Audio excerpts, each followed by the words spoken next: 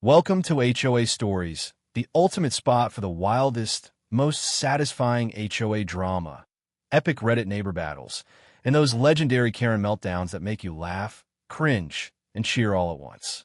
We dive deep into tales of entitled homeowners gone rogue, furious neighbors pushed to the brink, petty power plays that spiral out of control, glorious revenge that hits just right, pure justice served cold, and sharp satire that nails every absurd HOA rule ever written.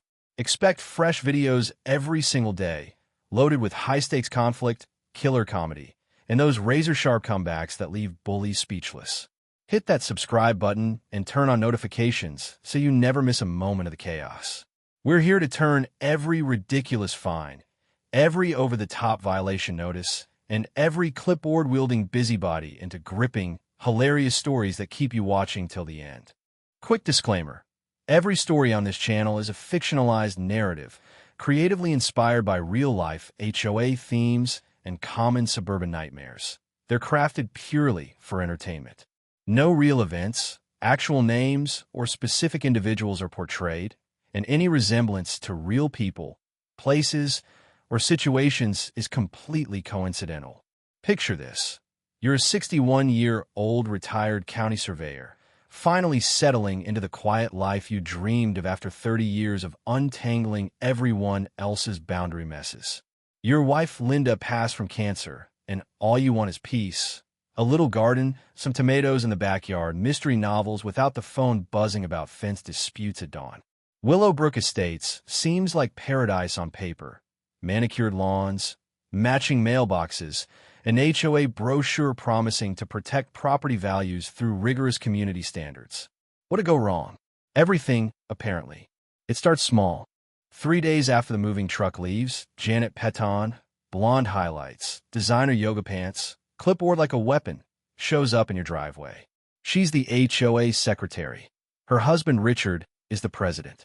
They slap you with a violation notice for professional equipment visible from the street, giving you 7 days or face $50 daily fines. You reorganize the garage to comply, and the notice vanishes. No thank you, just gone. Then Richard himself greets you at his oversized corner lot mansion, all golf clothes and 2 firm handshakes.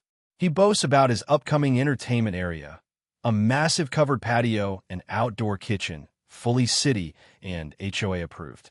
He drops hints about difficult residents who cause problems. You nod politely, thinking it's not your circus anymore. But when you start staking out your tomato garden, you hear excavators. You look over the fence. They're digging footing straight onto your land, 12 full feet over the line. The plans show a 24-foot extension from his house, which sits only 12 feet from the boundary. He knew. He had to know. You confront him. He smiles that politician smile, sips his Bloody Mary, and dismisses you. Everything's professionally surveyed. City approved. Trust the professionals. When you mention your 30 years as a surveyor, he waves it off. Different era, different standards. The threat is subtle. Challenge this, and there will be consequences. You dust off the old Trimble GPS, metal detector, stakes, and chain. You find the original iron pins from the 1987 plat. Measurements don't lie. 12 feet of your property buried under his concrete. You document everything: photos, coordinates, cross-references. It's worth about $50,000 in land value alone, before the $180,000 luxury addition they're building on top. Then the escalation hits. Fake violation notices taped to your door for harassing crews, unauthorized stakes, more daily fines stacking to hundreds. Phone calls from his development company offering reasonable pullbacks in exchange for silence. HOA board members, including his lawyer's wife, show up recording you, building a case for foreclosure over unpaid fines. They threaten to bury you in legal fees on your fixed pension. But pushover.